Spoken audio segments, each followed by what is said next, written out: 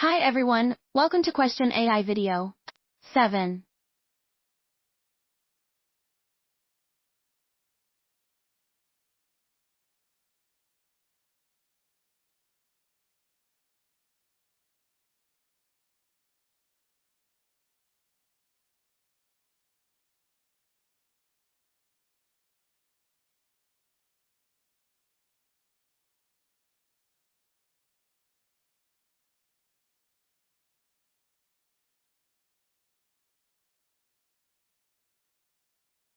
Write an exponential model that shows the amount y of mold in grams after x days.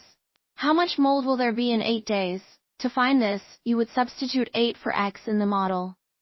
So, it would be y equals 3 times 105 to the power of 8. Want the full explanation? Check out the details below for the complete answer.